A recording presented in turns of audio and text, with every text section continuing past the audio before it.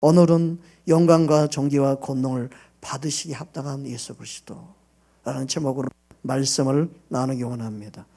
오늘 요한계시록 4장 1절 말씀 우리 함께 보겠습니다.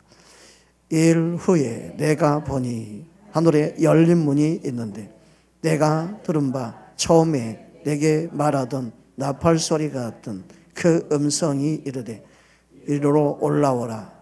이후에 마땅히 일어날 일들을 내가 내게 보이라 하시더라. 아멘. 사도 요한에게 하나님이 항상 영적인 눈을 열어서 보게 하셨는데 하늘문을 열렸습니다. 하늘문이 열린다는 것은 하나님의 임재와 주님의 특별한 계시가 임할 때 항상 하늘문을 열리는 걸 보여주십니다. 여러분, 예수님이 세례 요한에게 세례를 받고 올라오신 후에 하늘문이 열렸어요. 그리고 하나님의 음성이 들렸습니다. 마태복음 3장 16절 말씀입니다. 함께 보겠습니다. 예수께서 세례를 받으시고 곧 물에서 올라오실 때 하늘이 열리고 하나님의 성령이 비둘기 같이 내려 자기 위에 임하심을 보시더니 아멘. 여러분, 스데반이 순교하는 현장에 순교 직전에 하늘문이 열리고 하늘보좌에 계신 주님이 서 계신 것을 보입니다. 얼마나 영광의 아름다움을 보게 된지 몰라요. 자, 이 말씀을 대할 때 얼마나 눈물이 나는지 몰라요. 순교 직전에 하나님의 영광의 아름다움을 보게 하셨어요. 사도행전 7장 55절 56절입니다. 함께 합독하겠습니다. 스데반이 성령 충만하여 하늘을 우러러 주목하여 하나님의 영광과 및 예수께서 하나님 우편에 서신 것을 보고 말하되 보라 하늘이 열리고 인자가 하나님 우편에 계신 것을 보노라 한데. 여러분, 기도 가운데 이 은혜가 임하기를 주님은 축복합니다. 여러분, 기도에 깊이 들어가서 하늘보좌에 여러분 앉아 계신 주님을 보고 두 팔을 벌려 여러분을 포옹하시고 사랑해 주신 그 아름다움의 모습을 볼 수 있기를 주의 이름으로 축복합니다. 이처럼 하나님의 임재와 특별한 계시가 임할 때마다 하늘문이 열렸다고 표현하고 있습니다. 사도 베드로가 자신의 생각, 육신의 생각, 그리고 인간의 계명을 쫓아 행할 때 자신 안에 있는 모든 생각을 무너뜨리기 위해서 하나님이 사도 베드로에게 찾아와서 하나님의 계시를 보여주십니다. 그 계시를 통해서 주님이 뜻을 가르쳐 주시죠.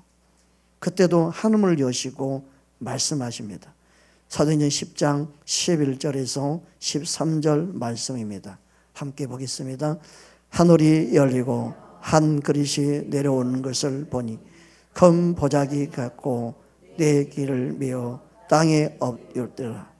그 안에 땅에 있는 각종 네 발 가진 짐승과 기는 것과 공중에 나는 것들이 있는데 또 소리가 있어 베드로야 일어나 잡아먹으라 하거늘. 부정된 짐승 먹지 못할 것들을 보여주셨어요. 그러면서 하나님은 그것을 잡아먹으라고 말씀했습니다. 그때 당시 유대인들은 이방인들과 상종하지 않았습니다. 교제하지 아니했습니다. 가까이 하지 아니하였습니다. 가까이하고 함께 교제하는 것 자체가 그들에게는 위법이었습니다. 사도행전 10장 28절 29절 말씀입니다. 함께 합독하겠습니다. 이르되 유대인으로서 이방인과 교제하며 가까이 하는 것이 위법인 줄은 너희도 알거니와 하나님께서 내게 지시하사 아무도 속되다 하거나 깨끗하지 않다 하지 말라 하시기로 부름을 사양하지 아니하고 없노라. 묻노니 무슨 일로 나를 불렀느냐.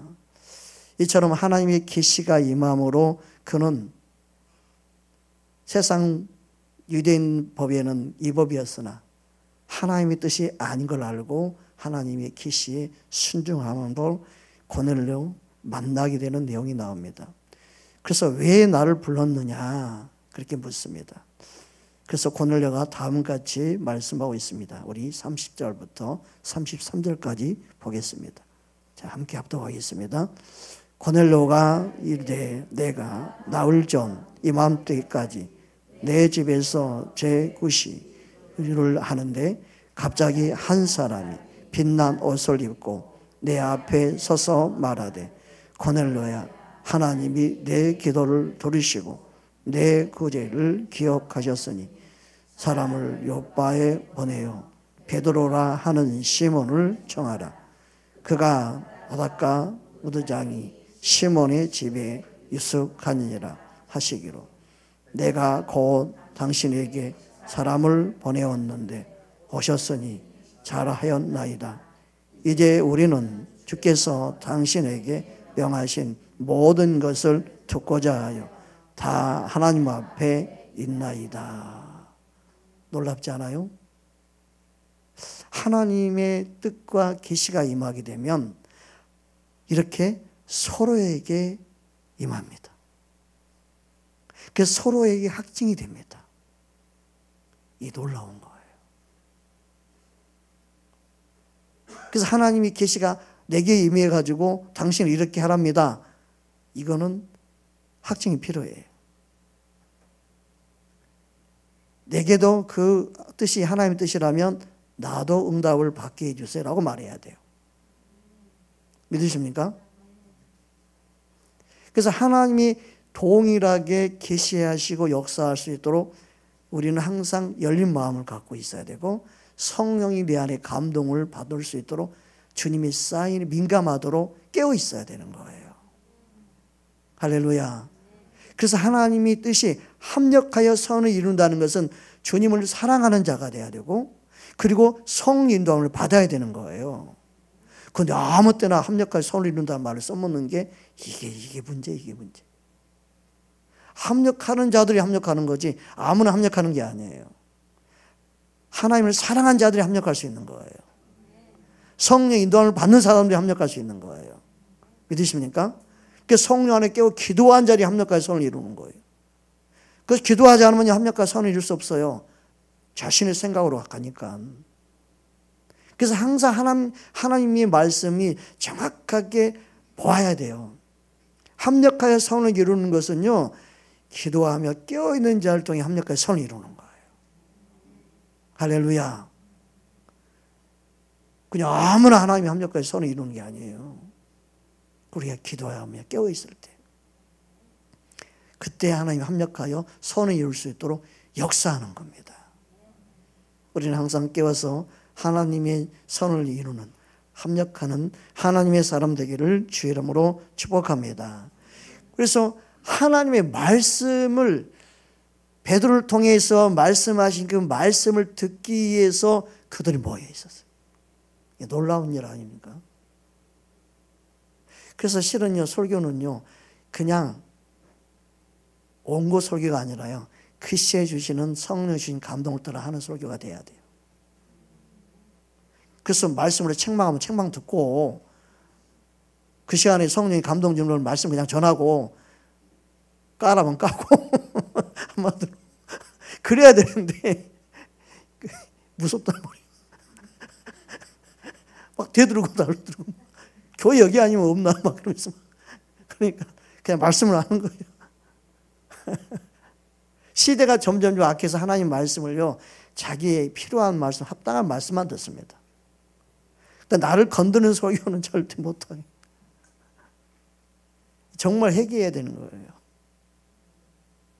정말 한국교회가 돌이키려면 본질로 돌아가야 돼. 말씀 앞에 두려워 떠는 자가 되게 되는 거예요.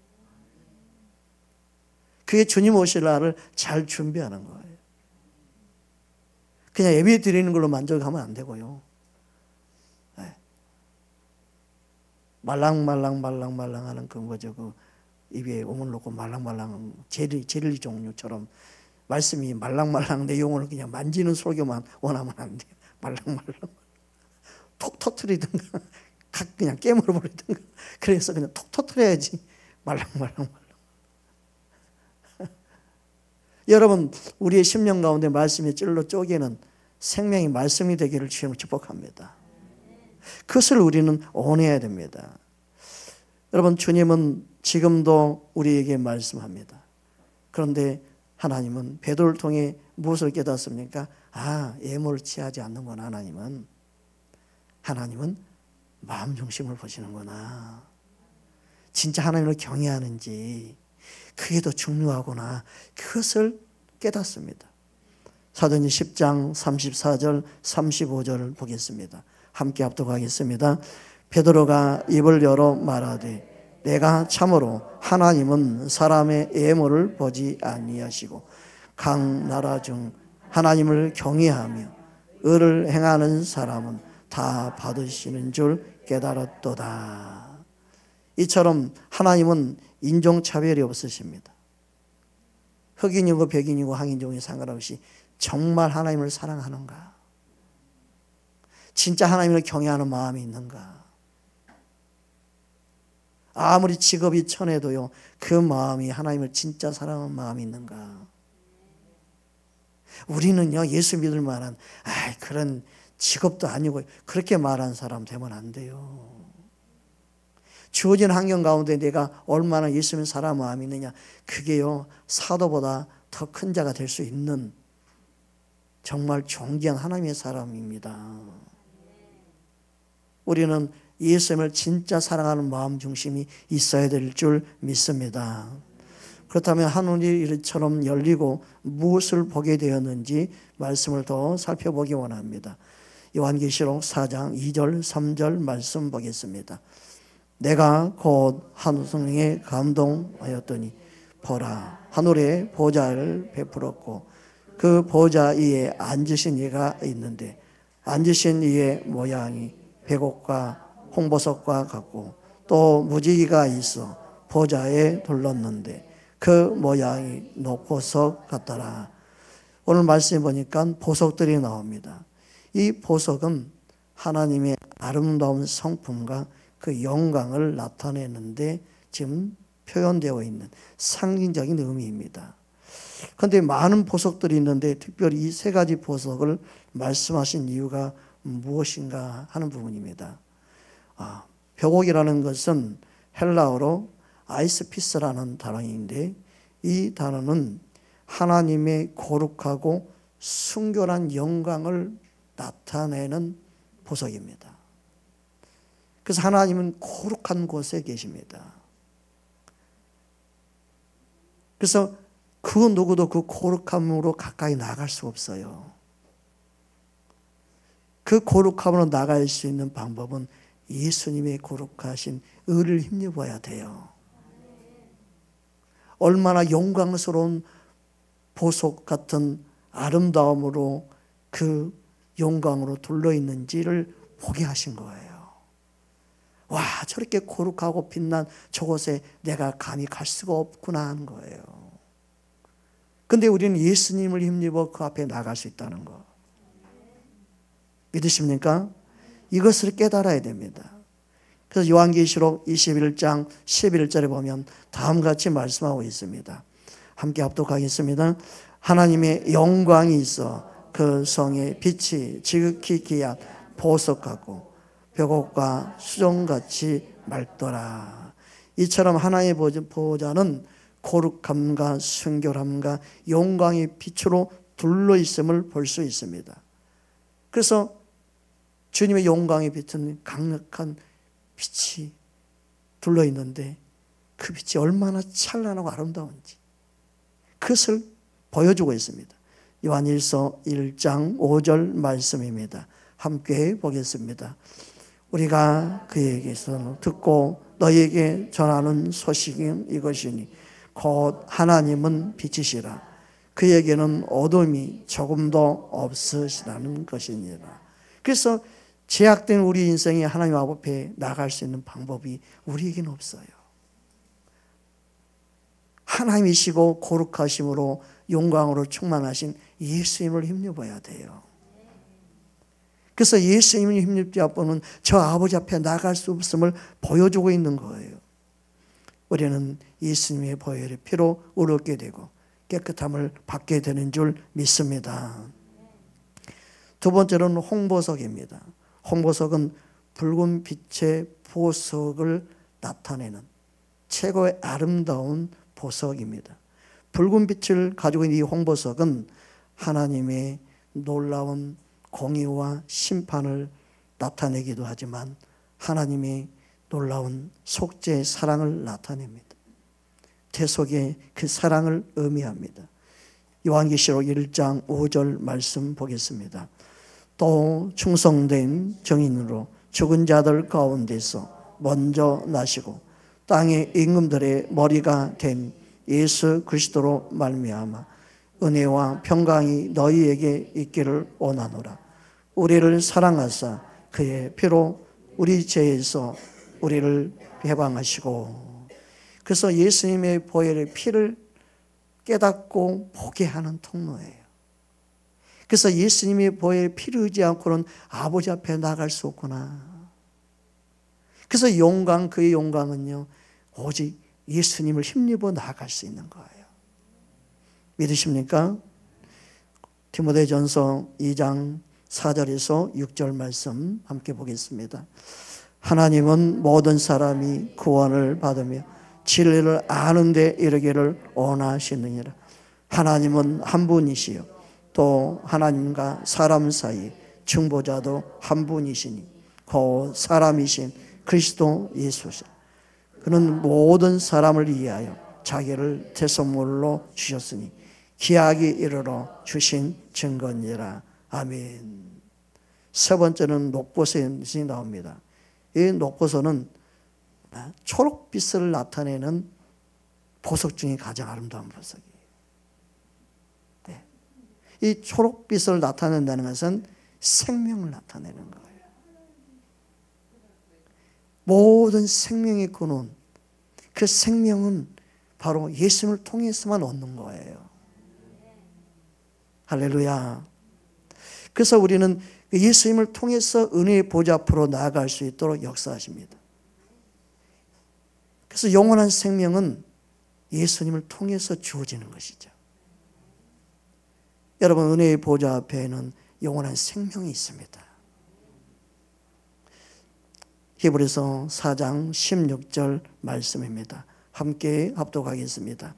그러므로 우리는 긍휼하심을 받고 때를 따라 돕는 은혜를 얻기 위하여 은혜의 보좌 앞에 담대히 나아갈 것이니라. 아멘. 그래서 은혜가 아니면 그 생명을 얻을 수가 없다는 거예요. 그래서 하나님의 보좌는 이처럼 세 가지 보석으로 하나님의 은혜와 긍휼과 그 대속의 은혜로 주어진 생명을 상징하고 있습니다. 저와 여러분에게 예수님을 통하여 놀라운 은혜를 베풀어 주신 걸 여러분 믿으시기 바랍니다. 그런데 이 보좌에 함께 보여지는 게 뭐냐? 무지개로 둘러싸여 있다. 그래서 무지개는 하나님 언약의 약속을 상징하죠. 다시금 물로 심판하지 않겠다. 이처럼 하나님이 약속을 신실하게 이루신 것처럼 하나님은 보좌의 그 보석을 보여주시면서 하나님은 무지개로 둘러싸여 있는 것을 보여주면서 하나님의 약속을 신실하게 이루신다는 거예요. 할렐루야. 예수님을 통해서 구원이 이루어질 거 여러분 믿으시기 바랍니다. 예수님을 통해서 내가 하나님의 자녀로 영원한 생명을 누리게 될 것을 여러분 믿으시기 바랍니다. 창세기 9장 13절에서 15절 말씀 보겠습니다. 함께 보겠습니다. 내가 내 무지개를 구름 속에 두었나니 이것이 나와 세상 사이에 언약의 증거니라. 내가 구름으로 땅을 덮을 때에 무지개가 구름 속에 나타나면 내가 나와 너희와 및 육체를 가진 모든 생물 사이에 내 언약을 기억하리니 다시는 물이 모든 육체를 멸하는 홍수가 되지 아니할지라. 여러분 학교 다닐 때 과학 시험 시간에 빛을 보이고 그 다음에 무릎을 칙칙 분무기로 뿌리면 야 무지개 보이잖아. 무지개. 이거 무지개.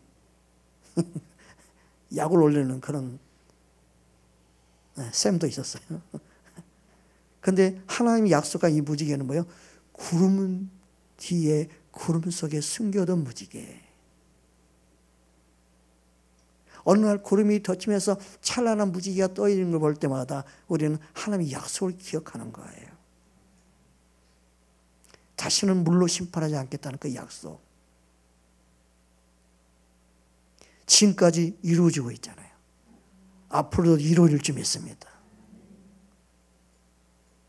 그처럼 하나님은 약속을 이루시는 하나님이심을 나타내기 위해서 보좌에 구름으로 둘러싼 것을 보여주시는 거예요. 얼마나 참 그냥 의미 없이 보여준 게 아무것도 없어요. 하나님이 우리에게 보여준 것은요, 다 의미가 있어요. 뜻이 있어요. 여러분, 우리는 이 땅에 살면서 의미 없이 뭔가를 하나님이 주신 은혜를 놓치면 안 돼요. 여러분 인생 가운데 다 의미를 찾을 수 있는 인생 되기를 원합니다. 그래야만 여러분이 감사할 수 있어요. 내가 어쩌다가 그런 말 하지 마세요, 제발. 아이고, 내 팔자, 제 팔자 이야기 하지 마세요. 여러분, 우리는요, 우리 인생 가운데 하나님이 주신 의미를 찾아서 감사로 바꾸는 게 믿음 생활이에요. 그 세상 사람들이 보는 시선과 다른 거예요. 나는 어쩌다가 이런 집안 태어나가지고 제발 예수 믿는 사람은 그런 말 하지 마세요. 여러분, 우리 인생 가운데 하나님 일하심을 바라보기를 주님으로 축복합니다. 제가 어릴 때 아버님 따라 산에 올라간 적이 있는데 산에 보니까 갑자기 버섯을 따는데 송이버섯 이런 거 막 느타리 버섯. 그런데 세상에 어느 날 보니까요, 저희 아버님이 통나무에다가 균을 막 이렇게 집어넣는, 그게 느타리 버섯을 이렇게 피어 올라오더라고요. 따도 계속. 이야, 신기하다. 여러분, 죽은 나무 같은데 거기에 그런 버섯들이 따질 수 있도록 하나님이 생명력을 불어넣고 거기에 또 이파리가 나오고, 얼마나 이 자연 자체가요 놀라운지 몰라요. 여러분, 하나님이 살아계심으로 모든 생명들이 살아서 움직인다는 걸 볼 때마다 놀랍지 않으세요?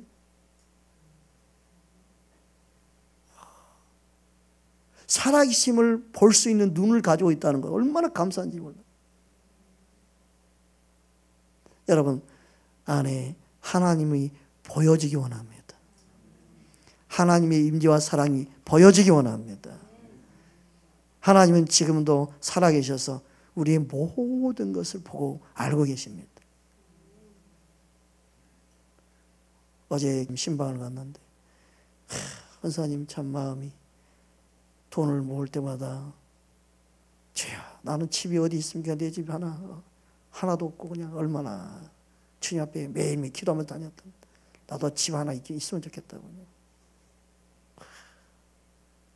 집 하나 있으면 좋겠다.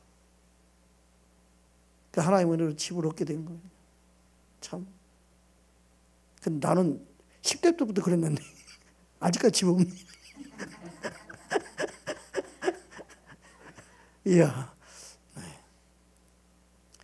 근데 주님, 내가 잃어받은 게 뭐냐면 주님은 머리 둘 곳이 없었던 거예요. 난 머리 둘 곳이 있고. 근데 우리는 정말 이 땅에 살면서 예수님이 먼저 가서 하늘에 우리의 거할 초소를, 집을 준비한다고 그랬잖아요. 집이 없는 게 아니라 따라합시다. 내 집이 있습니다. 할렐루야. 옆 사람 인사합시다. 내 집이 있습니다. 믿으십니까? 주님이 함께 살 집을 갖다가 지우러 가셨어요. 다 지우면 데리러 온대요. 아직 덜 지었나 봐. 여러분, 천국에 내 집이 있다는 거, 이야, 이거 얼마나 감사해요. 거기 영원하게 사는 영원한 집이에요. 이 땅의 집은 몇 년 가요? 30년 가도 많이 가는 거더라고요. 다시 재개발해야 돼요. 물 떨어지고 곰팡이 떨어지고 얼마나 다시 부수고 지어야 돼요. 근데 천국의 집은요, 쇠하지 않아요. 헐지 않아요. 할렐루야. 그래서 우리는 주님 안에서 진리를 알면 그냥 모든 게 자유해져요. 여러분, 하나님이 주신 은혜 가운데 기뻐하고 즐거워하기를 주의 이름으로 축복합니다. 그래서 주님은 이 무지개를 통해서 약속하시고 약속하신 것을 반드시 이루신다는 것을 나타내기 위해서 무지개로 둘러싼 보좌를 보여주시는 거예요. 여러분, 하나님의 약속을 믿으시기 바랍니다. 하나님의 약속은 반드시 이루어집니다. 할렐루야. 정말이에요. 이루어져요. 역사 일어납니다. 여러분의 삶 속에도 이 땅에 또 마음의 소원이 또 이루어지기를 주님으로 축복합니다. 여러분, 한 가지 질문해 볼까요? 내가 너에게 30억을 준다. 그러면 너 그 중에 11점은 너가 쓰고 나머지 주님께 다 바치겠냐? 아유, 그렇게 하면 안 되죠. 아니, 11조를 주님께 바치고 나머지 내가 써야 되는 거 아니에요? 여러분, 그 생각이 있잖아요. 이게 바뀌지 않으면요, 하나님 물질을 주실 수가 없어요. 하나님의 영광에서 우리가 모든 걸 쓴다고 그러는데도 우리는요, 내 욕심을 챙길 때가 더 많아요. 진짜 너는 그럴 수 있냐? 할 때 주님은 모든 걸 다 맡길 수가 있어요. 그런데 우리는 그러지 못해요. 아깝게 해요. 그렇게 해요. 그럼 안 받을래요. 안 받긴 좀 그런데 일단 받고 줘보세요. 그러면 일단 줘보세요. 일단 받은 다음에 생각해 볼게요. 그만큼요, 우리는 내 안에 있는 욕심이 있어요. 우리는 이 땅에 미련이 없는 것 같아요. 미련이 엄청 많아요. 진짜 내 안에 있는 모든 걸 싹 다 내려놓을 수 있어야 되는데 그게 안 되는 게 어떻게 보면 우리의 인간의 본 모습일 수도 있어요. 그냥 그거 싸워야 돼요. 그래서 날마다 십자가 앞에 내 육체를 처복종케 하는 게 믿음 생활이에요. 어제 오늘 믿음이 충만해서 고백했다. 내일 되면 아닌가 봐요.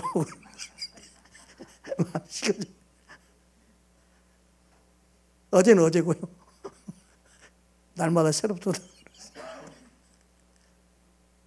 그래서 우리의 모습이 항상 본 모습이 드러날 때가 많아요.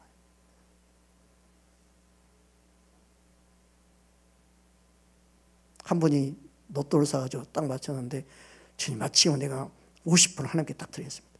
마치. 근데 진짜 번호가 맞아가더래. 막 맞아가더래. 와, 다 맞으면 50분은 좀 그렇고. 30분. 더 맞아가더래, 숫자가. 어머, 이제 하나 맞으면 11점만 드릴게요. 마지막 번호가 안 맞더래. 에이, 맞으면 다 드리려고 그랬는데.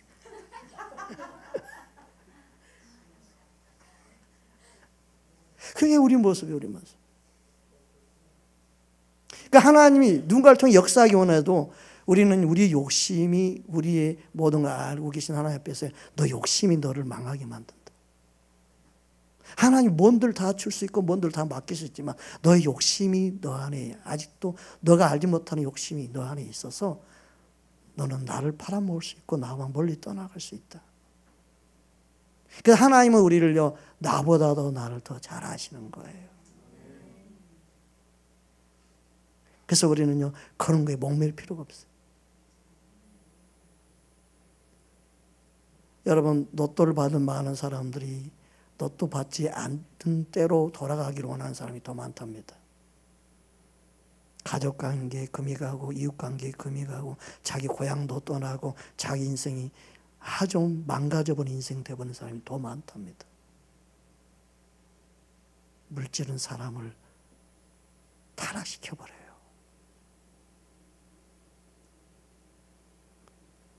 내가 받으면 어디 어떻게 써야 될 정확한 것도 모르고 그냥 일단 로또를 사고 복권을 사는 사람이 어마어마하게 많아요. 그게 꼭 축복만이 아닌 저주가 될 수 있다는 것을 사람들이 몰라요. 여러분, 우리는 정말 예수님을 사모하기 원합니다. 정말 예수님으로 충만히 채워지기 원합니다. 주님은 우리 안에 세상으로 채울 수 없는 유일한 한 분이십니다. 예수님으로 충만히 채워질 수 있기를 주의 이름으로 축복합니다. 그래서 예수님은 우리에게 가장 아름다운 보화가 되십니다. 하나님 보좌에 나타나는 보석은 바로 예수 그리스도를 의미합니다. 고린도전서 1장 30절 말씀입니다. 우리 함께 보겠습니다. 너희는 하나님으로부터 나서 그리스도 예수 안에 있고 예수는 하나님으로부터 나와서 우리에게 지혜와 의로움과 거룩함과 구원함이 되셨으니 아멘. 주님은 지금도 약속을 이루시는 좋으신 하나님인 줄 믿습니다.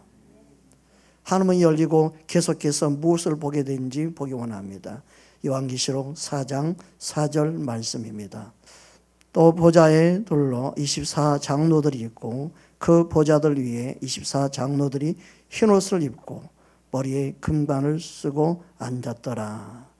여기서 24장로에 대한 말씀을 나눌 때 성경에 있는 해석이 아닌 추상적이고 상징적으로 해석한 경우가 참 많습니다. 그런데 24장로의 진정한 의미는 말씀에서 찾아야 합니다. 이것은 다윗이 제비를 뽑아 제사장들을 24반열로 세웠습니다.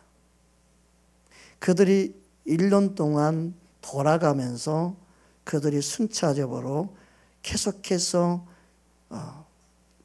모든 송소를 관리하게 했어요. 그게 24반열입니다. 그래서 하루도 쉬지 않고 잠시도 쉬지 않고 관리하고 돌보게 했어요. 그래서 24장로는 끊임없이 멈추지 않고 하나님을 찬양하고 경배하며 섬기는 대표로 24장로를 말하고 있는 거지, 성경에서 다른 해석들을 하면 안 돼요.